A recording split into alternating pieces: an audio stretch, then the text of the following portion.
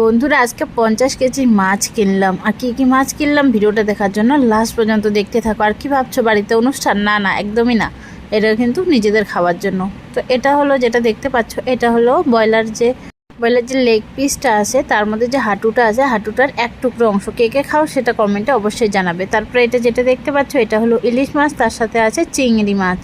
তো ইলিশ মাছ খেতে আমি খুব ভালোবাসি। তারপরে এটা যেটা দেখতে পাচ্ছ, এটা হচ্ছে রুই মাছের বাচ্চা নাকি কাতলা মাছের বাচ্চা, আমি কিন্তু ঠিকঠাক বলতে পারছি না। তোমরা যদি জানো তো কমেন্টে বলে দিও, কারণ আমি এখনও ভালো করে মাছ চিনি না।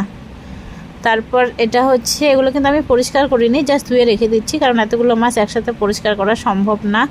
এগুলো শুধু জাস্ট ধুয়ে প্যাকেট করে রেখে দিব। তো তারপরে যেটা দেখতে পাচ্ছ, এটা হলো কাতলা মাছ। আর কাতলা মাছের পিসগুলো তোমরা দেখতেই পাচ্ছ। তাছাড়া যারা মাছ কেনো তারা জানো 1 কেজি মাছ মাত্র 8টা 9টা পিসে কিন্তু 1 কেজি হয়ে যায়। আর মাছের